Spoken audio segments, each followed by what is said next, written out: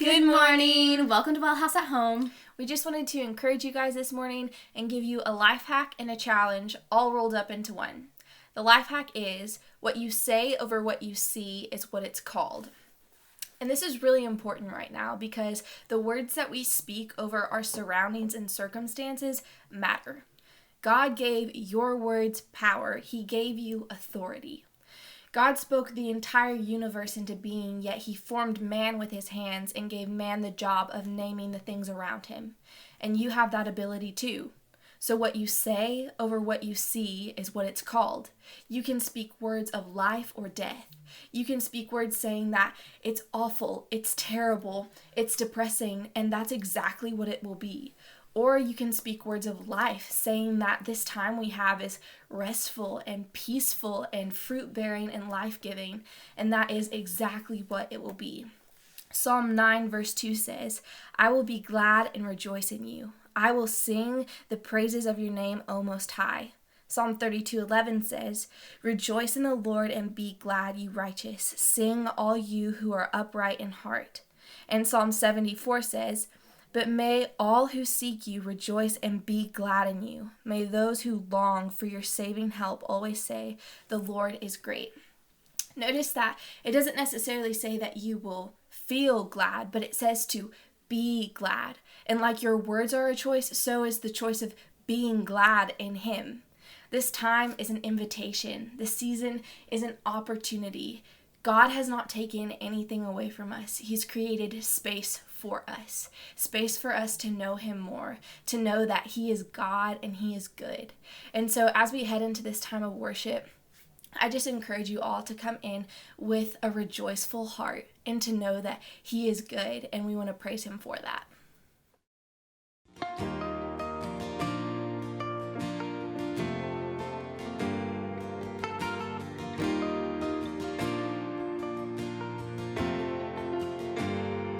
Count on one thing, that the same God that never fails will not fail me now. You won't fail me now in the waiting.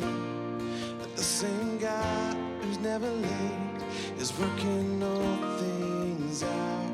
You're working all things out.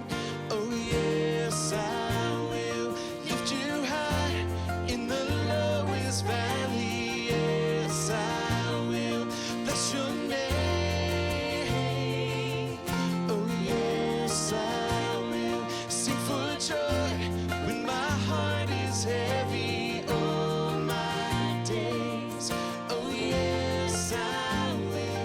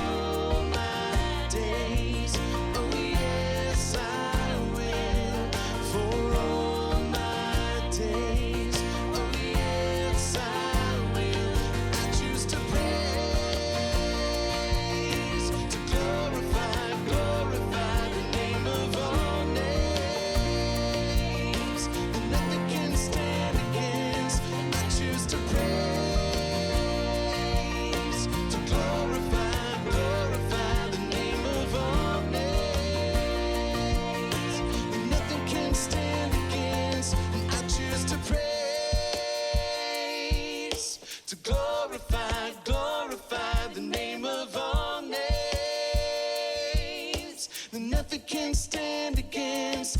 I choose to praise, to glorify.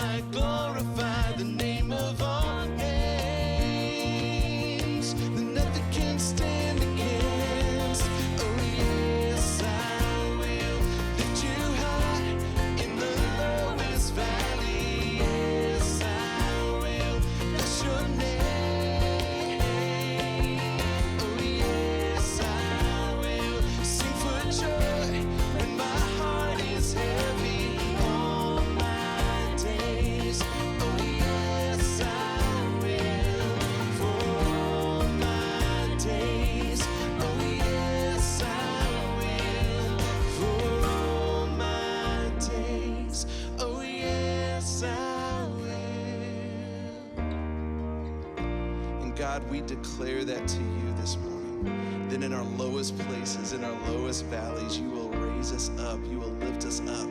That you will bring light into our darkness. That you will save us. God, we choose to praise you. We choose joy in our dark times. And God, we thank you so much. In your name we pray. Amen.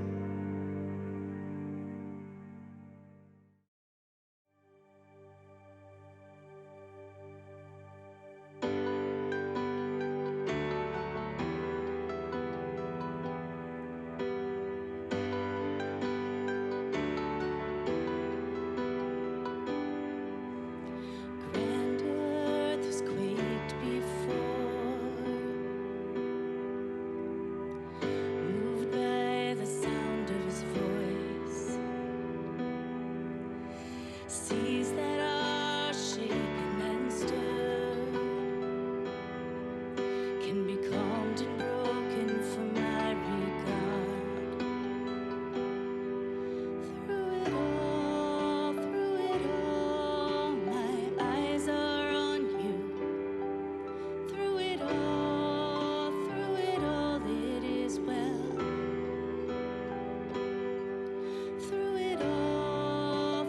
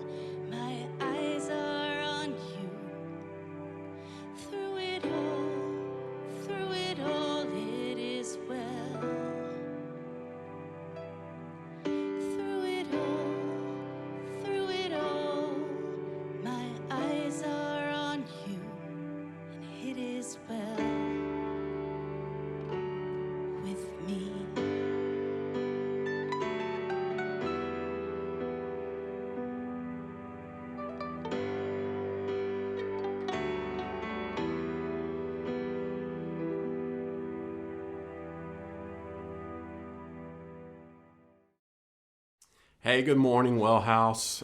Welcome to Wellhouse at Home. Just want to welcome you from wherever you might be watching today. We just thank you for joining us.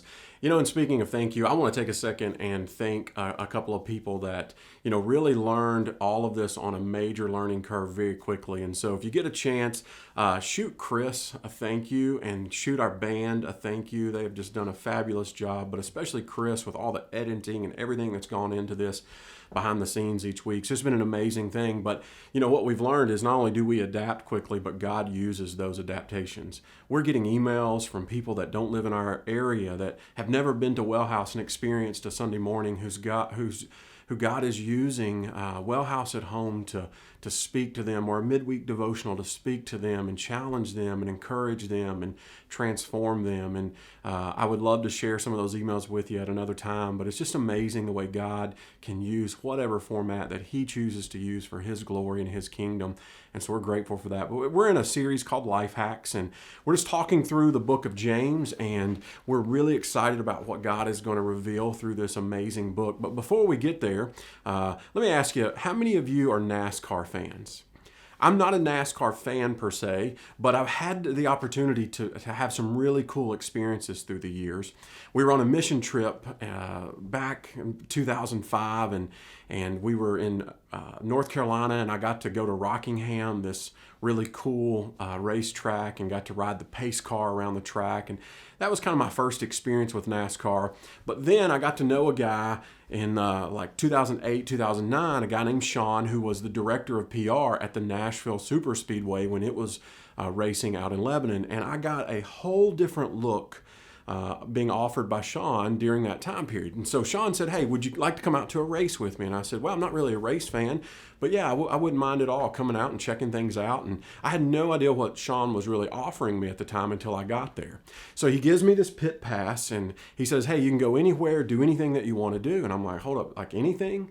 And he's like, yeah, do whatever you want to do. I've got a little bit of work to do. You can look around. So we spent time walking up and down pit row and checking out the trucks, and we could get up close with the cars as the crews was making final adjustments. And we got to meet a few of the racers. We got to go to the pre-race interviews, kind of the media interview session that was happening. That was kind of cool. We got to go upstairs where the media meets, and we got to see people working there. After the race, we got to come down in victory lane. And so when they pull the car in and tires are smoking and people are celebrating, we got to see all of that. We got to see the post-race interviews. So some really cool things that caused me to look at NASCAR a little differently.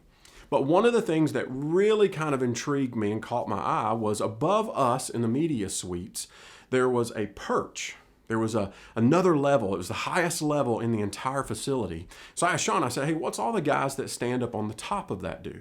He said, well, they're spotters. And I said, spotters? And he goes, yeah, they spot for their team. And so maybe like me, a lot of you may not know what a spotter does. So check this out for a little better view of what a spotter does. Ready, go. Half back your lane. He's in the middle. Inside two. Just two wide with the two. Clear right now. Clear. Good. You got jacked up. I'm just plowing tight. He's driving the heck out of it, trying to make some time. He's losing ground. Stay focused up front. We got your back. White flag. Making it get to you. Bring it home, champ. We did it, guys. Yeah! You guys are awesome! So isn't that really cool? See, a spotter is arguably the most important person that a race driver has on his team. And here's why. That a race car driver, because of safety stipulations, has to wear a full mask, full face mask helmet. And the visor is not that big, and so it limits their ability to see. But then they have to wear these neck harnesses that are built into the seat, and they're kind of strapped in. So as a result of that, here's what happens. They can't move their head, so therefore they have limited, really no vision to the side, to the right, to the left, and they can't see behind them. And so they can only see what the visor allows them to see in a little window out in front of them. So the spotter is so important because they have to be able to trust the spotter. And the spotter then, what they are a trained member. of the team that knows how to communicate and constantly communicates. What they do is they relay this information to the driver, keeping them alert, keeping them aware of what is going on around them, helping them see the track that they cannot see themselves. And so here's why they're up top. They are positioned above the track so that they can look down and see the entire track. They can see everything that's happening in every square inch of the track, and then as they see things, they can relay that to the driver who has limited ability to see things. Now, I remember watching, after I kind of learned this, and I watched Kyle Busch win in 2009, and we're sitting there in the post-race interview, and he said something that I would not have known if Sean had not pointed this out to me. This is what Kyle said. He said, "I just want to thank our team, especially the spotter, who did a great job today helping me see the track, especially getting us through clear in turn 3 earlier in the race when there was a crash. If it had not been for that, I'm not sure we would have gotten out front today." And I thought, wow. So winning racers, winning race teams have to be able to trust their spotter. And so in life, here's what I'm learning. Here's what I've come to realize. I need a spotter. I've got to have someone who I can trust, someone that comes alongside of me, someone that sees things maybe from a different perspective, that sees more than I can see, because the fact is this, I can't always see the whole track. I can't always see what's just a little bit to my rear and to my right. I can't see what's behind me always. I can't always see what's just a little bit out in front of me to my left. I can't see the whole track. We can only see the small stuff that's right in front of us. And so sometimes in life, we're going to need a spotter. So let me ask you, as we kind of dive into James chapter 1, who is it, or maybe what is it, that you trust when you can't see everything around you? Who do you trust when you can't see everything that's happening around you? What is it that you turn to, or who is it that you turn to when you can't see everything, or you can't understand everything that's happening around you? All you know is what you're dealing with in the moment. And there's some really good news that James starts out with, and it's this: we have a spotter. We have someone that can see things that we can't see, that can see things from a different perspective than what we might actually be able to see in the moment. And he's going to point us, James is, toward a God who can be trusted to see what I can't see, who can be trusted to communicate to me what's out in front of me or to the side of me that I can't see in the moment, because all I'm seeing is the smoke of the crash, and I can't always see the debris. I can't see how to navigate around it. And James says, listen, you have a spotter who's going to be able to help you navigate through those things. And so he starts in one of the most pressing places that we could imagine, and that is this: what presses in on us. He says, if you don't understand and view this through the right perspective, you're gonna endure some real frustrations in the race, so to speak. And here's what he says, starting in verse 1. James, a servant of God and of the Lord Jesus Christ, to the 12 tribes scattered among the nations, greetings. Consider it pure joy, my brothers and sisters, when you face trials of many kinds, because you know that the testing of your faith produces perseverance. Let perseverance finish its work so that you may be mature and complete, not lacking in anything. I mean, if any of you lacks wisdom, you should ask God, who gives generously to all without finding fault, and it will be given to you.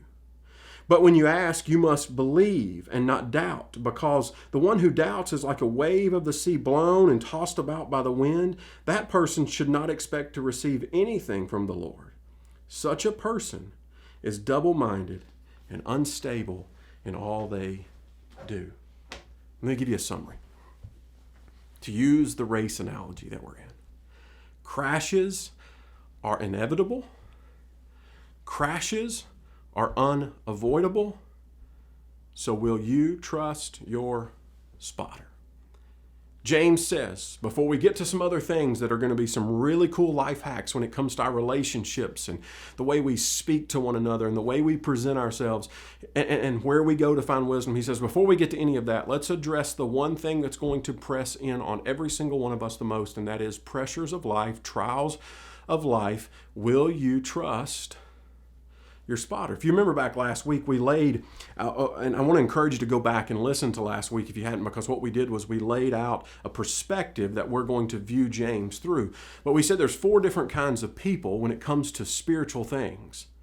And inside of those 4 different kinds of people, there's really 2 life goals. 1, 2, and 3 have this goal. We're going to try to live life free from pressure so that we can be secure. And then there's the 4th one that says, no, we're going to try to live free under pressure and be mature. And so James says, listen, let me give you a little principle, a life principle right out of the gate on this. Because the way you view life, your goal for life, will determine how it is that you deal with things. And so here's what James says. James, in so many words, says, in a world where we try to be free from pressure, and we're going to try. We are going to try to be free from pressure. It's just a natural instinct. It's what we do as humans. We want to alleviate, we want to eradicate any pressure that we have from life, but it's not reality. God never promised to take away those pressures. So here's the truth. We will be tried. So in a world where we try to be free of pressure, we will be tried. James says you're going to be tried. There are things that are going to come in life that are going to try us. And so here's the goal, he says. So mature to trust when tried. So if we put all this together, he says, in a world where we try to be free from pressure, we will be tried. So mature to trust when tried. And James says there is a way for you to mature where you can not just trust, you can joyfully trust a God who reigns.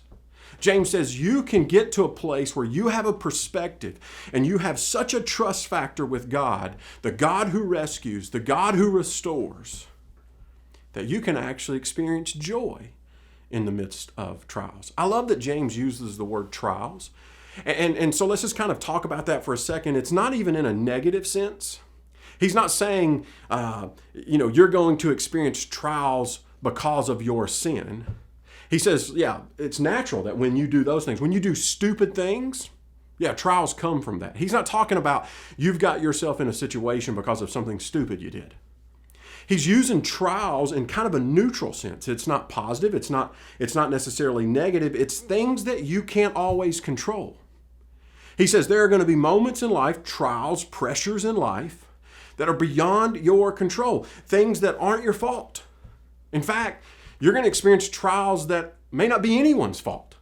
It may just be a part of life. It may be a part of the cycle of things. It's circumstances that are just going to happen. It's because life happens. Guys, we're living right in the midst of one of these right now. It's not your fault. It's not my fault that COVID is here. But here we are. We're in the midst of a trial because life happens. Sickness is around us. Death is around us. There are things that are going to happen. As he says, you're going to experience these things that are just out of your control sometimes. It's going to be things that take longer than we thought they would. Man, I thought I would be farther along. I thought it would have already came through by now. I thought I would have already progressed somewhere. Sometimes it's going to be things that take longer than they should. It's going to be these moments where we look and go, it should not take this long. There's an easier way, and he says there's going to be a trial in that. It's going to be things that are harder than we expect. He says there are going to be trials that are harder than you ever thought they would be. You've watched other people go through that and go, you know what? If I was in that situation, I would deal with that so much easier. No, he says sometimes you're in the midst of something that's going to be harder than you expect, and it's going to last longer than you want. It's going to wreck your dreams, and it's going to crush and crash your hopes. And what comes from those is setbacks. You know, the older I get, the more I realize that setbacks it's tough. You know, when I was younger, you'd have a little setback and you just kind of roll with the punches, you adapt, you move on. But what happens as you get older, setbacks begin to pile up. Setbacks begin to accumulate. And you don't rebound quite as quick, or you're not able to shed the setbacks quite as quick. And so you're left with some regret, or you're left with just these issues of oh man, I can't take any more setbacks. I don't have that much time left, and I'm past my peak or my prime. And so what happens as these things begin to accumulate, pain enters in, heartache enters in, suffering enters in, major loss enters in. And James says that trials will come. But he says they're going to come in order to do something or potentially do something good for you. He says they're going to come to test our faith. You know, if you get into looking at that word, here's what he's saying. It's going to test your commitment to your faith. There are going to be these moments where God will allow us to be tested in order to test the commitment to our faith. And here's what's going to happen. It will either move us toward maturity or it will move us toward immaturity. Spiritually speaking, it will either move us to grow deeper or it will move us to look to other things outside of God to fix whatever it is that we're dealing with. And here's the unfortunate reality. Too many people, when they brush up against the inevitable, when they brush up against the unavoidable, the trial, too many people drift away from God instead of toward God. And so James says, let's begin to talk about the drift. Let's begin to talk about who it is that might be working to a greater good, seeing things that you don't see, and can you trust him? And people begin to drift away because they don't understand, because of their given perspective. That trials are meant to mature us, not destroy us. That trials are going to come not to eradicate us. Trials are not here to torment us. No, they're here to help us grow. And when I begin to have that perspective, I go, oh, the trial is trying to teach me something. The trial is trying to move me. The trial is trying to mature me, not overcome me, not destroy me. It's here to mature me. And so this is why having the life goal of living free under pressure, not free from pressure, is so key. It says that God, under the pressure, I will continue to trust you in all things. I love what the proverb writer speaks of, and he uses two small words that have big implications. In Proverbs chapter 3, look at this. He says, trust, here's our word, trust in the Lord with what? All your heart, and lean not on your own understanding. Verse 6, he says, in all your ways submit to him, and he will make your path straight. Go back to verse 5 for just a second and look what he says. I want to point out two small words. Trust in the Lord with all your heart. Now verse 6, he says, look at this. And in all your ways submit to him. He says, trust in the Lord with all your heart, and in all your ways submit. See, here's the thing about trust when it comes to God. Trusting God is either all or not at all. Trusting God is either all or not at all. And we use words like this. We use phrases like this. Well, I have trust in God. I'm experiencing, I'm having trust in God. But when it really comes to pressure, when those trials hit, do we? Now, let me press in for a moment. Don't fight me on this, but just listen to me for a second. I think that maybe there's a difference in having trust and holy trust. I think there's a difference in us speaking that we have trust and living with a holy trusting. And here's what it comes down to. The difference between having trust and holy trusting is really one factor. It really comes down to one key factor in our lives, and here it is. It's obedience. In the midst of the circumstance, will I have holy trust that obeys God, that obeys what it is that he has directed me? Am I trusting the spotter when he says move left, even though I can't see left? Will I take the steering wheel, and will I obey in that? Will I trust in that? Obeying under pressure. See, James uses the word, or the proverb writer uses the word submit. Will I submit in all things, even when I don't understand them? Am I able to submit all things and in all ways when I don't understand or I don't want to? Trusting with my actions when I can't see the whole track. See, trusting God, it's either all or not at all. And when we live like this, when we begin to live like that, I'm telling you, it will test you. Because it's going to require you to grow that faith deeper than you thought possible. It's going to require you to trust in some moments that you don't know how this is going to end and you don't understand why. This past year, I experienced this firsthand in a very personal way. You know, this last year was really rough on me ministry-wise. And for those that are Wellhouse partners, you know that. And we've talked through that, and God has done an amazing thing. But I remember experiencing such tough moments throughout ministry to the point that I was begging for wisdom. I was saying, okay, God, give me direction, give me wisdom. And every time I felt like I was asking that, I seemingly wasn't getting anything back. And so here's what happened. I got late in the year and even into the new year, and I just said, you know what, I'm going to begin to take some things in my own hands. I'm going to do my own driving. I'm going to lean on my own understanding some things. And here's what happened. When I did that, I was led to the brink of walking out on my calling, walking out on the mission that God had put on my heart and being done. And I had a moment where holy trusting kicked in. I had a moment. Lori and I, we kind of looked at each other as we looked in the mirror, and I just heard God ask, will you trust me or not? I don't need to know or hear you say that I have trust. No, I need to know, will you wholly trust in this? I don't know how you argue with God, so I didn't.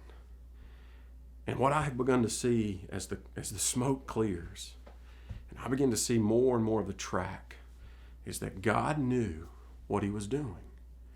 That when I leaned into holy trust, things begin to open up and things begin to happen.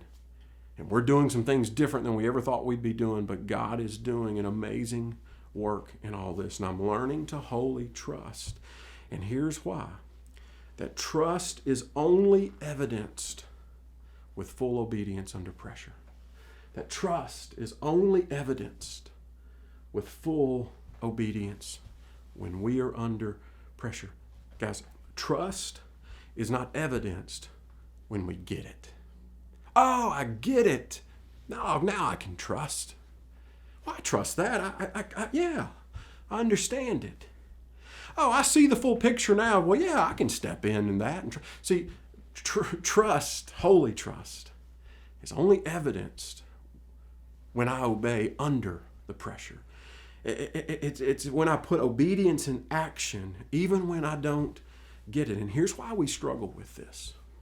We struggle with this because of why. We want to know why. Well, before I can really trust, before I can make a decision, before I can take action, I need to know why. And we somehow have built in this internal entitlement that we are entitled to know why. Why becomes the goal. Well, before I can really trust God, before I'll put obedience into full participation, I've got to know why. And if I can find out the why, then I can trust bigger. More answers, bigger trusts. That's the way we kind of get entrapped in this. I need to know why this happened or why that happened or why this is going to happen. And can I just say that why is not the highest pursuit of faith? Trust is. The fact is this, we are all going to trust something and someone at some time, and those someones and those some things will never give us all the answers to why. But we're going to trust in something. Guys, I don't know all the whys. You know, as a pastor, I get asked a lot, and especially in moments of deep pressure, why is this happening? Why now? Why did it take my grandmother? Or why did it take my child? Or why did I lose my job? And why? And there are times I have to just look across the table over a cup of coffee and say, I don't know. I don't know all the whys. And I will never know all the whys. And there are some cases in my life where I think even if I knew all the whys, it wouldn't necessarily help me. I have to come to accept that I will not always have the answer to all the whys. I will not know all the details. But here's what I do know. I know that I can trust God without having the answers to the whys. I can trust God because He always prevails. He is always trustworthy. I can trust God because He always comes through, and He may not always come through the way I want Him to or need Him to or think He should in the here and now, but I'm telling you, in eternal realms later, He always comes through. He always has and always will. And James says, hey, God can be trusted in the midst of whatever is going on. When trials come, you can consider it pure joy. You can lean in, you can trust your spotter because he sees things that you don't see. But you're going to have to pair that with holy trust, meaning you're going to have to pair that with obedience for it to be fully evidenced in your life. And so here's James says, listen, crappy things are going to happen. It's life. But good things can come from it. So he says, trust, persevere, ask God for wisdom. And that's what James is all about. God, give me the wisdom to do life better and live life better under the pressure. Give me some life hacks. So as we land today, I want to give you 3 quick things. We're going to call these life hacks. I'm going to give you 3 life hacks that I think are so important in the moments that you will be tried. The first is this. I want to encourage you in the moments that you're under pressure, learn under pressure. Learn. Ask questions and read and get a coach or get a mentor, take notes.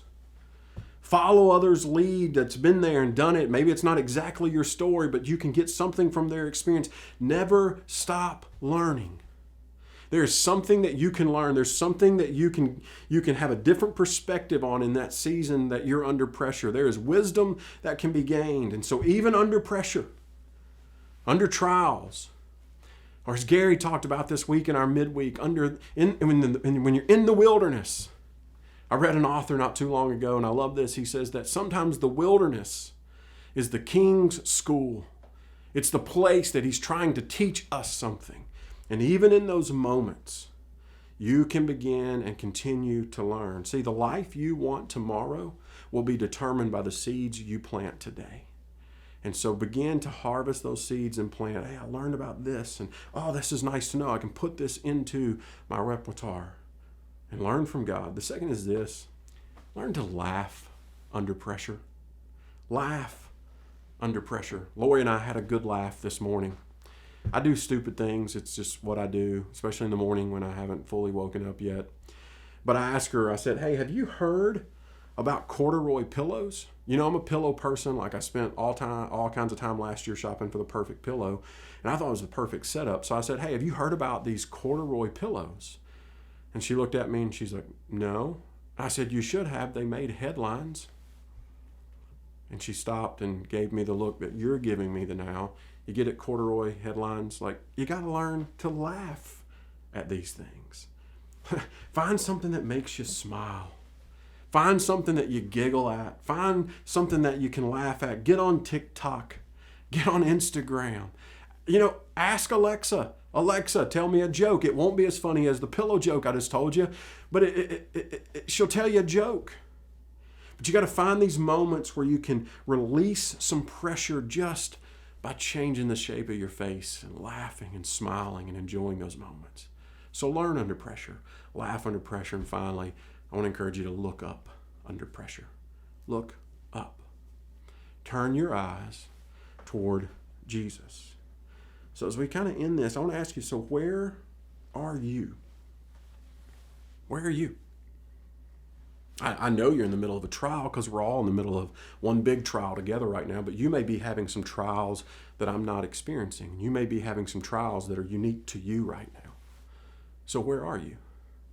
Are you buckling under the pressure? Are you frustrated at the pressure because you can't figure out why?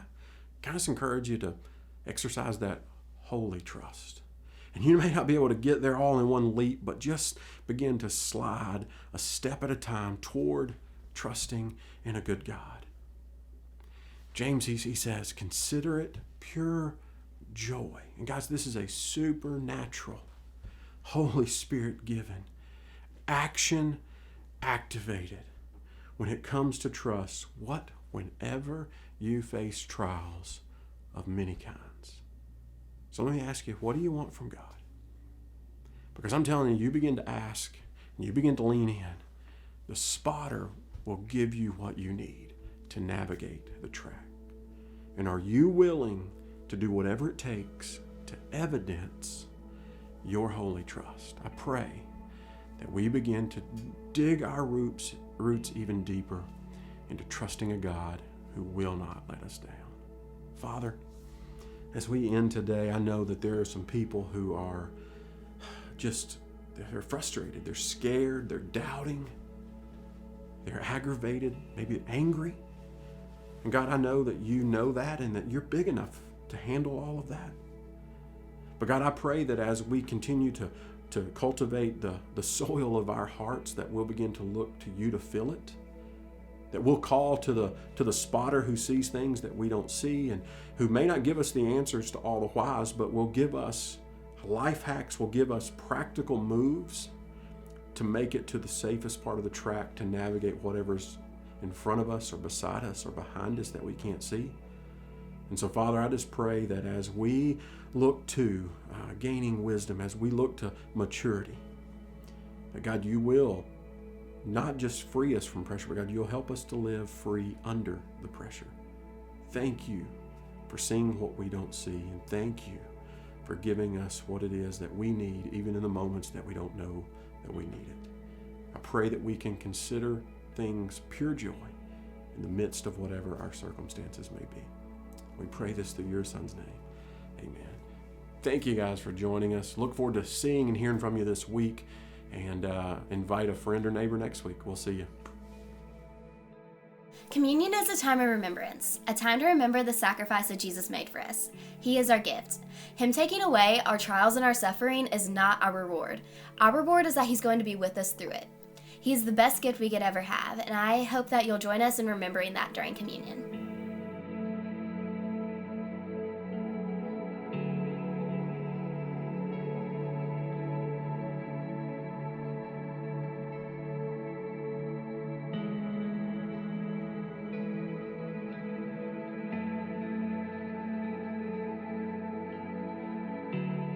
Thank you so much for joining us today with Wellhouse at Home. We love you guys, and we'll see you next week. Bye!